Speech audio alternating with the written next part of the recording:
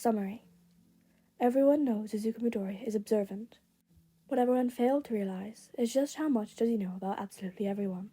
Or, Denki's little neurodivergent brain discovers Wikipedia pages with weirdly specific details about pro heroes, like how long is Aizawa sensei's arm, or what does All Might's hair taste like.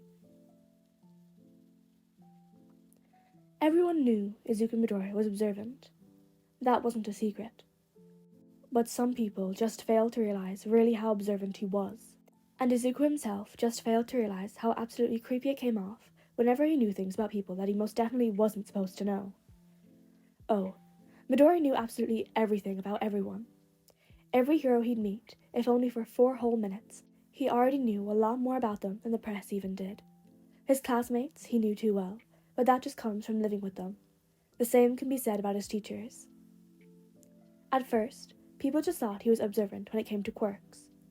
But what they missed was that of course he was analytical in general, if you could pinpoint someone's weakness or drawback related to their quirk with just to look at their quirk in action. And yeah, maybe he was just examining people's quirks at first. Then he realized the other info he could get on people was maybe worth remembering as well. For pro heroes at least, he decided to put his knowledge to good use, and so it started. Many historians would look back and refer to this as the Hero Wikipedia Revolution. And really, it was merely by chance anyone even realized this started happening. One doesn't exactly use Wikipedia to look up real people anymore, unless you have to make a paper on them for some reason, or you're one of those weirdos that memorize their favorite hero or actor's Wikipedia, even when there's a 2% chance of you ever actually using the knowledge of where the hell did Nicki Minaj grow up and went to school.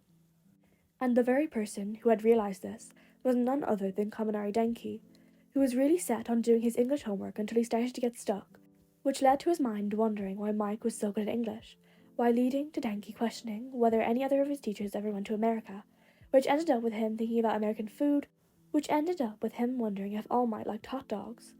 And instead of waiting to ask his hero that in heroics class, Denki simply Googled it. And, surprisingly enough, All Might's Wikipedia page was particularly filled with very personal information. From his favourite food, which, according to Wikipedia, it was plain-ass boiled eggs and green tea, and really, who was Denki to doubt our Lord Wikipedia, to the length of his arms and legs in muscular and skinny form, and, weirdly enough, also what his hair tasted like. That last one was definitely creepy. So, of course, Denki did the logical thing and ditched his homework in favour of checking the Wikipedia pages of the rest of his teachers. Another thing is that normally, Denki hated Wikipedia. The formatting alone made it so his eyes hurt and his brain would black out every 3 seconds. But he was pleased to find the paragraphs were nicely separated instead of all just put together, with pretty colours for different things and lists here and there. It was refreshing to see a Wikipedia page that didn't just look like a single, very intimidating block of info out for Kaminari's blood. So he kept on his journey of going into the extra details section of his teacher's Wikipedia pages, finding they were all really personal and specific, some more juicy than others. Apparently, Midnight was ambidextrous and liked her coffee with a lot of sugar and milk. Oh, and she also had an OnlyFans, although according to Wikipedia it was nothing explicit, and used to run a mistress business when she first started as a hero. Cementos was known as a heartbreaker back in high school, and apparently he was a fan of dogs and owned a golden retriever that used to think he was a street lamp or something, and would attempt to go to the bathroom on him when they were a puppy. Vlad was a fan of cooking, and more often than not would ask his class to try test some of his dishes. Now that was just unfair. Maybe they had Sato to cook them delicious desserts, and Bakugo, who more often than not was in charge of cooking, but it was their teacher giving one big probably delicious food. Meanwhile, Aizawa seemed like he only ever consumed juice pouches. Excited for his discovery, he took his laptop and stormed downstairs, where a lot of his classmates were gathered to watch a movie. He had tried to stay, but Bakugo, apparently the Baku Squad mom, fully aware of the fact that Denki was the only one who hadn't done his homework yet, sent him to his room to do it, and basically banned him from movie night until he got his shit done. Luckily for him, Bakugo was in the kitchen, apparently cooking something. The movie was already over though, so now everyone was just chatting calmly. That is, until Denki practically slammed his laptop on the table, looking like an overexcited puppy. "Guys, you won't believe what I found!" "Oh, hey dude," Kirishima greeted him. "Thought you were doing your homework." Denki dismissed him with a wave of his hand. "Not the point! Bro, look!" He turned his laptop so that everyone would see it. "Why are we looking at the Wikipedia page of one of our teachers?" Jiro asked. Okay, so don't ask how, but suddenly I was just wondering if All Might liked hot dogs." As one does, Sarah nodded. So I decided to look up, and bam! His Wikipedia page is incredibly detailed. It even says what his hair tastes like. Bullshit! Mina said immediately, grabbing Denki's computer to double-check what he said. She seemed to find it, because she looked up, a haunted look on her face. What the fuck do you mean? It tastes like a musky banana. What does that even mean? Jiro was the next to steal a laptop, apparently browsing through the other open tabs with Wikipedia pages on their other teachers. Why are all of these so really specific? She asked. Like, why do they know how tall is President Mike's hair went up? I don't know, but it's so cool. They're all super random, Kirishima said, peeking over Jiro's shoulder to look at 13's Wikipedia page. Oh, 13 Sensei's favorite show. I've watched that too. It's good. I wonder who even wrote this. Denki made a thinking face, as if that would actually help him think at all. Don's face, you better finish your homework or I swear I'll kill you! Denki jumping out of the common area just as Bakugo exited the kitchen. Hey, you've got your laptop! Kirishima called after him. Leave it. He doesn't need to do his homework. It'll just distract him again, Bakugo growled. Shrugging, Kirishima went back to check the Wikipedia page over Jiro's shoulder. Meanwhile, the author of said Wikipedia pages sat there on the other couch, oblivious to it all as he scribbled down some of the new info on his teachers to update the Wikipedia pages later. The few of the class that had been alerted of this by Kaminari spread the word of the weirdly specific Wikipedia pages, and soon it reached the other first years, and eventually the teachers and the rest of the school as well. So here they were now, with Mike Sensei complaining that multiple students had given him bananas throughout the week. After learning from his Wikipedia page, he hated the fruit thanks to how often he got compared to one. Shona, it's hell! He complained. I don't care, he answered as he kept walking towards his classroom, in hopes Mike would eventually give up on complaining and following him since classes were about to start. But no, Mike just had to go and follow him even to his classroom. Mike, out. You have class. And I just don't know how to even learn that, he kept on venting. Alright, time to put out the big guns then. Aizawa looked around, noticing most of his students were already in the classroom, and he approached Mike. Mike, come with me into the hallway. Now. He dropped his voice, so low only he could hear him. Or the cats are taking your spot in the bed tonight. That finally worked, and Mike obediently followed him out into the hallway. Uraraka, who was one of the students already present, watched the interaction with curious eyes. Huh. Aizawa-sensei really knows how to get Mike-sensei to listen to him. Next to her, Deku giggled. Of course he does, he's his husband after all. Every single head turned to look at Deku, who looked surprised at the reaction. How do you know that? Shinso asked. It's obvious, he answered. Really, I thought everyone knew. But they don't have wedding rings. Mike-sensei does, actually. His gloves hide it, though, and Aizawa-sensei wears his on a chain. I've seen him fiddle it with when he's thinking no one is paying attention. Also, they're very close, so when I noticed the rings and how they act, I just put it together, Midoriya further explained. Denki, who had arrived merely moments before Araka's statement, made a thinking face. I don't remember seeing anything about them being married in their Wikipedia pages. Jiro nodded, further supporting his statement. Yeah, it said some of their very personal things, but nothing about them being married. Midoriya, again, looked surprised, and even kind of embarrassed. You read those? Well, I didn't put any information about them being married, because I figured that's not public knowledge. So I didn't want to put anything about that in, just in case. Again, there was a pause. Then, the classroom erupted into shouts of surprise. You wrote those? Denki screamed over the chaos. Yeah? I didn't think anyone would read it, and please don't tell Sensei. I think he might not like that I spend my free time doing that. But, before he could answer, the door slammed open, and in walked Aizawa again, eyes red and hair up. The bell rang already. Shut up and sit down. And sure enough, 5 seconds later, everyone was quiet and sitting down on their respective places. He didn't ask what all the fuss had been about, because quite honestly, he'd been through it before, and after many failed attempts at understanding just what the hell was going on with the students now, he finally gave up. However, he noticed the changes, like how every time Mike would come into the classroom, or he'd mention them in lecture, some of his students would giggle and exchange knowing glances, or how some seemed to treat Midoriya as if he were some sort of king now, and by some, he meant Mina, Kirishima, Kaminari, Uraraka, Hagakure, and to some extent, also Jiro. He didn't investigate, because he did not get paid enough to deal with this. However, no one could really blame him for being curious about the Wikipedia page Mike mentioned. And well, as the saying goes, Curiosity killed the cat. He was convinced it would not be accurate. How could it, when he was not in the public's eyes? His Ashi's page could have been a coincidence, someone overanalyzing hours upon hours of interviews on his radio show. The same could be said about his colleagues, who were also public heroes, unlike him, and anyone who did enough digging could find Midnight's OnlyFans very easily. So imagine his surprise when he opened his Wikipedia page to find a lot of very random, yet personal facts, like the common size of his eye bags, what he was allergic to, that tabby and black cats were his favourite, or also, weirdly enough, the size of his arms. His arms. That was so random, it was probably even off, right? It was off by half an inch. Half. Count him down as officially terrified of how much info this person had on him. But there was also one thing clear. It had to be a student or a teacher. Students were the only ones, besides his colleagues, that could possibly know so much about him. And there was only one student analytical enough to be able to have all that information on him. Actually, scratch that.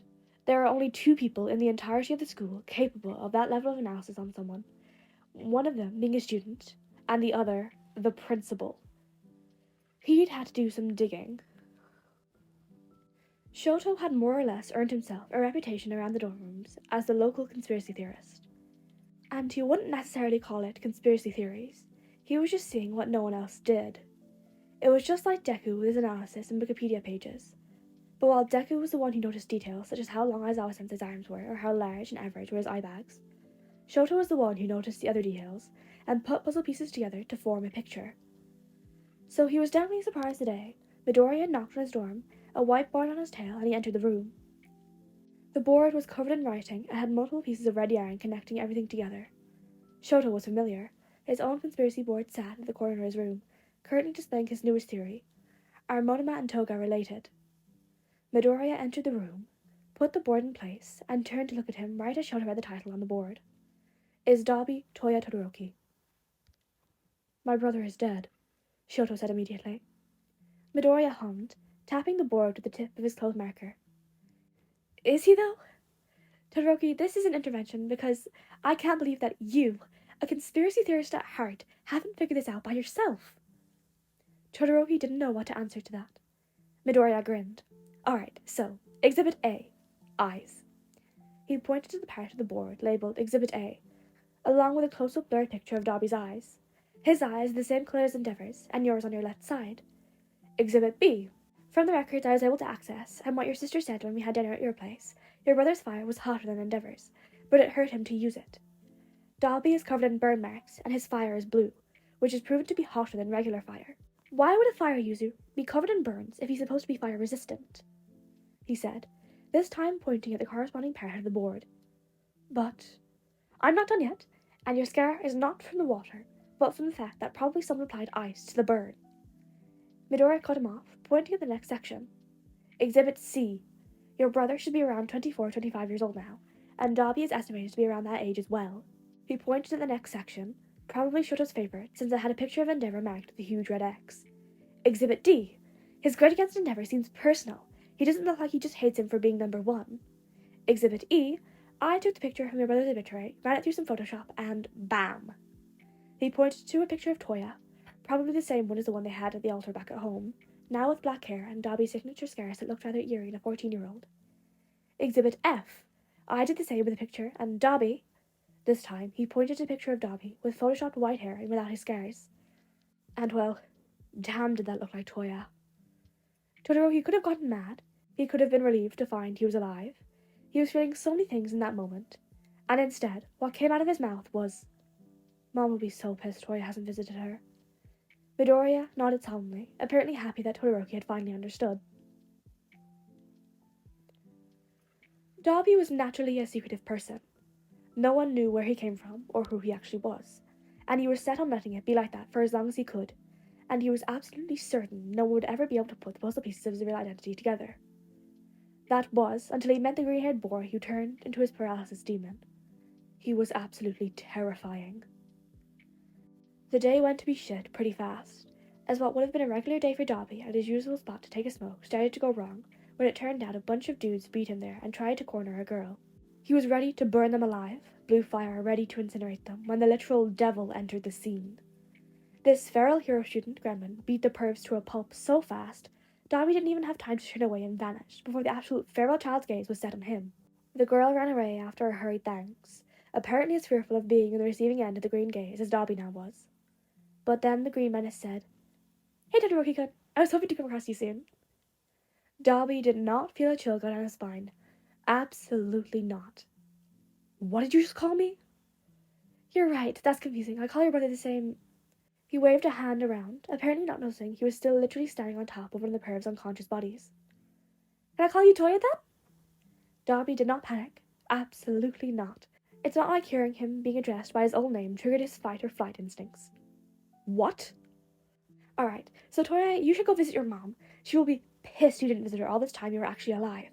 Don't worry, your brother already asked for you to be put in the list of people who can go see her. Just tell them you're Toya."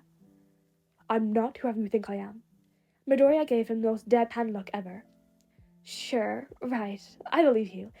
But hypothetically speaking, if you were Toya Todoroki, you should go visit her. Unless you want every big news site to know who you actually are tonight. I'm guessing you have this big, dramatic reveal saved for Endeavor in the public, right? School records said you were in the drama club. Of course you have something planned. Anyway, you try to attack me or don't go visit your mother. I have a file pre-saved already with all the evidence, including a recording of this conversation that will be automatically uploaded there. And if something happens to me, or you haven't visited the hospital by Friday, Todoroki-kun has access to the file and will upload it immediately." And then, as if he hadn't just made an incredibly effective threat to end a thing he's worked so hard to build, the kid actually fucking smiled at Dabi. "So it's up to you, Toya." And then he jumped down the perv's back, happily skipping out of the alleyway, but stopping just for a second to turn and look at Dabi once more. "I'm calling in an anonymous tip to the cops so they can come pick them up, so I'd suggest you leave now unless you want to get arrested. Oh, and good luck with Raisa." And then he was gone. Dabi left the place soon after that, deciding he needed to go get a new spot. And if he showed up at the hospital in disguise the very next day, it was no one's business. Hawks prided himself on being a very reserved and secretive person. He had to be, considering his job and his training. The Hero Commission had trained him to be an exceptional liar, to never let any special info slip, never to take off his mask in public and let anyone see the real him. But this was something he was not prepared for. He'd run into Midoriya himself only once before, and had heard of the boy once or twice from his intern, every time he was actually talkative enough to share some information about his life in the dorms with his very chaotic classmates. Hawks knew about the Wikipedia pages. At this point, everyone knew. Eventually, a kid from UA had posted about it on their Twitter, which quickly became popular, so now everyone knew about the mysterious author of the Wikipedia pages that were weirdly personal and accurate. His, although competing against erasers to how short it was compared to the ones of the other pro heroes, was still very much detailed, which was scary to say the least. His love for chicken wasn't exactly a secret, or his side job as a model, but other things were, such as how he actually hated when people touched his wings without consent, and surprisingly enough, it said he'd undergone special training by the Hero Commission, although it didn't went into detail, but the way it was phrased made it seem as shady as possible. Needless to say, Hawks got an earful off the Commission's president, telling him how incompetent he'd been to let information like that slip. He had to bite his tongue to avoid a retort about how incompetent she'd been that a random person on the internet at least managed to find some info into his training program. His real name was not on the Wikipedia page, which Hawks was grateful for, although the author made it clear they knew it. They made a note saying that since Hawks didn't seem like he liked his name, they would avoid mentioning it out of respect for him. And really, it wasn't all so bad, since now some people at least had the decency to ask first if they could touch his wings. He still wanted to say no, but with the Commission breathing down his neck now more than ever, and insisting he took care of his public image, he just had to say yes every time. But at least it felt nice to have people ask for once.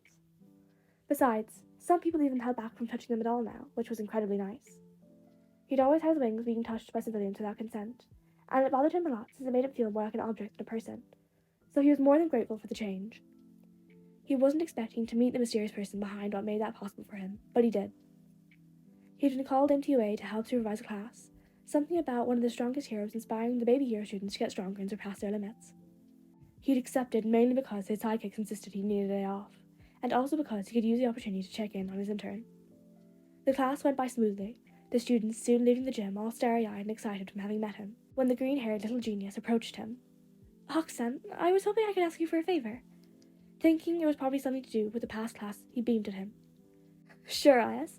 Not sure I can absolutely help you with whatever it is, but shoot. Can you pass the message along to... Sorry, you know Miss Dabi. Could you? Hawks blinked slowly. Once, then twice. Sorry, what was that, IS? Oh, you know, since you're infiltrating the league and are Dabi's boyfriend? Hawks forced himself to laugh. I have no idea what you're talking about, Greedy-chan. Hawks-san, it's fine. I found the file for your mission when I hacked into the commission's database. Although I didn't see anything in there about you playing honey trap at Dabi. There were so many things wrong with that statement. Starting with the fact that the kid had apparently hacked into the database of a government institution like it was nothing, and following with the fact that not only did they know about his thing with Dabi, but also knew for some reason what a honey trap was. Okay, backtrack. You did what? I said it's fine. He dismissed him with a wave of his hand. It started because I was gathering information from different pros and hero commission officials from the Wikipedia pages, but I ended up seeing some shady stuff, and yeah. By the way, I'm putting together a portfolio with all the evidence from your training and stuff. It's pretty solid. Not even a very biased judge would be able to deny it, in case you want to take this to court. Yeah, Hawks was completely lost now. Anyways, that's not the point. Could you please tell Dabi that I know he hasn't visited his mom in a while? Just tell him that, please. He'll know what it means. Okay, cryptic much? Sure, I'll tell him. Midoriya beamed. Thank you, Hawk-san. He was about to turn around and leave when Hawk stopped him. Hey, AS, did you say you were gathering information from the Wikipedia pages? Oh, yeah, it's really nothing. So you're the one behind that. Hawks cut him off. Well, I guess I should thank you. The commission didn't take it well, but at least people are nicer about touching my wings straight away now. Midoriya cringed. I'm sorry, I didn't think they would find out, and... It's fine. But how did you know about my wings anyway? Oh, I just noticed that in videos you always seem uncomfortable or flinch just a little bit every time anyone touches them. It's not too noticeable, I barely could tell at all. And also there's a couple of interviews where you mentioned your wings are like a couple of extra arms. They're like a part of your body, so I figured I wouldn't like to have people randomly coming up to me and touching my arms without my consent. Hawks hummed. What about the Dabi thing? That was easy as well, and it was mainly because of Dabi. I already knew you were supposed to get into the league and Dabi was your contact thanks to the fast commission, but I put it together because of him. I just so happened to come across him often, and I noticed his demeanor changes whenever you come up into the conversation. And at the start, I just figured you were good friends, but then I noticed he acts almost like Mike Sensei does, talking about Aizawa Sensei, so I figured there was something else. What exactly did that mean, Hawks did not want to know. His relationship with Dabi was complicated, and he wouldn't go as far as to say they were boyfriends. More like friends. Were they friends, even? With benefits. More benefits than anything, really. But he was not about to explain that to a high school boy. You're very smart. Midoriya looked surprised, as if he genuinely wasn't expecting the compliment. Thanks. Well, I'll pass your message along, even if it implies that you know who Dabi is and have not alerted the authorities. Midoriya shrugged. Your boyfriend was also part of the drama club in his school. I told him before, but I'm sure he has planned a dramatic reveal or something. I won't take that away from him, unless he stops visiting his mom. Then I definitely will. Hawks was also not too about to admit it, but hearing someone refer to Dabi as Hawks' boyfriend did something to his poor chicken heart. I knew there was a reason for why he was so dramatic. Blackmailing him into being a good son? Okay, sure, keep it up. And Greeny-chan? He hesitated for a moment, but finally said, I'll tell Tsukiyomi to give you my number. Call me when you have that portfolio ready, will you? I will. Hawks came home exhausted, not surprised at all to find a pair of boots sitting by his balcony door and a very familiar villain lounging on his couch. Had fun with the mini-heroes? Dabi asked, not looking up from his phone as Hawks let himself fall to the couch next to him. And maybe he started telling Dabi he was proposing to get cold very easily as an excuse to use him as a personal heater. But either way, he didn't complain when Hawks nuzzled to his side like a puppy craving attention and heat. I guess. One of them asked me to pass along a message for you. That seemed to interest Dabi as he looked up from his phone, an eyebrow raised as a silent question. It was this kid, Midoriya. He asked me to tell you he knows you haven't visited your mom in a while. What's that about?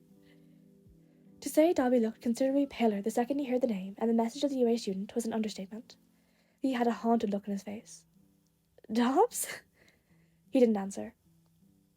Shigaraki was always considered an odd person.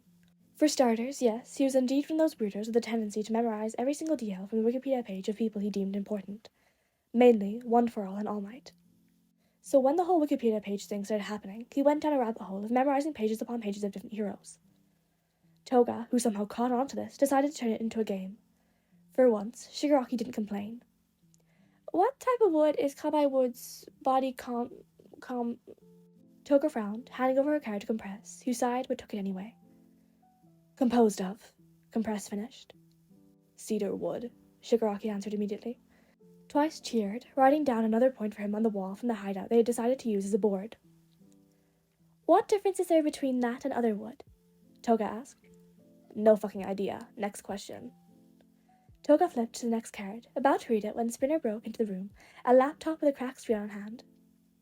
We have Wikipedia pages too! Toga instantly squealed, causing Shigaraki to get startled and dust yet another piece of the counter. She didn't pay him attention as she skipped over to Spinner. We have our own? Let me see. And so Dabi came in around an hour later, with the league all reunited around the shitty laptop and some giggling to themselves. They looked up when he walked in, Toga snickering upon seeing him. Look, it's the bad son. The fuck did you just call me? He snarled. Shigaraki scratched his neck, still looking at the screen. Have some fucking manners, Dabi. You don't want to talk handjob. Compress shook his head in fake disappointment. I can't believe you don't visit your mother that often, Dabi. What the fuck are you on? Dude, it's on your Wikipedia page, Spinner said. Give me that, you poor excuse of a sane cosplayer. Dabi grabbed the evidence, various tabs open with different Wikipedia pages for each member of the league. They went onto his, rapidly going through it until he found what they were actually talking about, in the section for additional random facts. Dabi dyes his hair black, but according to my sources, his hair is actually currently white, although the coloration was different when he was a kid. It's assumed he suffered from Marie Antoinette syndrome, as was also the case with Shigaraki Tomura. His body can stand temperatures below zero with incredible ease, and can stand being cold for longer and degrees lower than the average person can be able to stand. He has a significant other. He's a bad son who doesn't visit his mother often enough. Oh, that little shit, I visited her yesterday and he knows that. The snitch I have his little brother gives him weekly reports on me. From that day on, jokes about him being a terrible son and dyeing his hair black, just for the emo aesthetic, were often everything he would hear as soon as he stepped into the league's headquarters. Hawks didn't question it when Dabi started to visit his place even more often.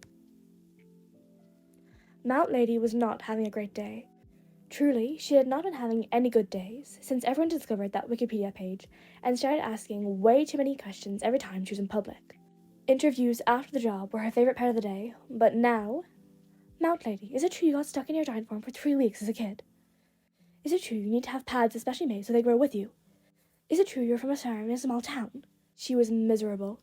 All thanks to whoever it was that decided to write all of those very revealing personal info into her Wikipedia page.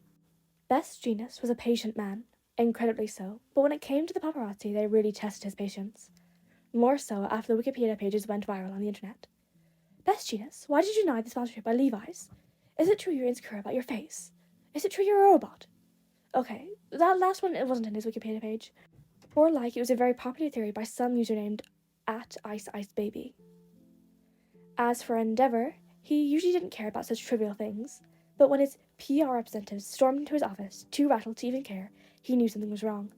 His Wikipedia page was a total disaster, starting with the fact that the author didn't hide his feelings towards him by constantly talking about him in a despective way, proceed to pull out full statistics about his damage control to public properties and civilian casualties, pointing out how not even All Might had such high numbers, and finishing it off by casually mentioning none of his children really liked to be around him. Insinuate there were documents to prove he had also been involved in a quirk marriage, and also insinuate he was overall abusive towards his family. So of course, he was anything but happy when his popularity suddenly dropped after that. Classes were finally over for all the students of the hero course, as they all happily went out the classroom to enjoy the rest of the day lazing around the dorm rooms.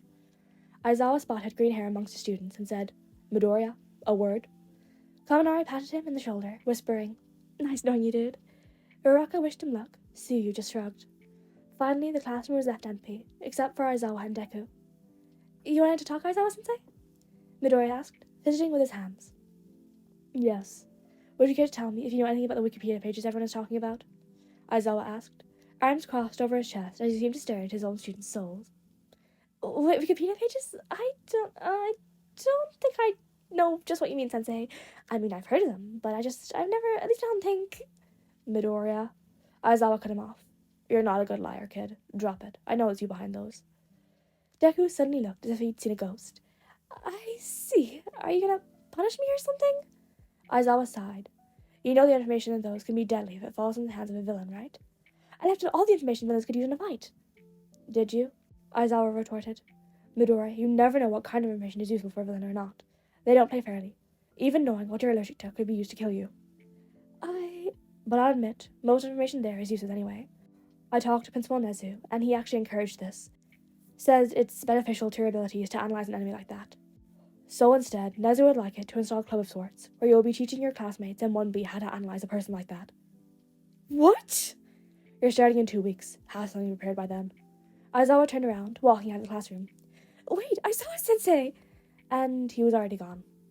That definitely didn't go as expected. And that was how Midoriya's extreme fanboy tendencies ended up reuniting a bad son with his mother, exposing both Endeavor and the Hero Commission for child abuse, making him go viral on the internet, and causing for his classmates to technically end up gaining an extra class that no one was really all that happy about.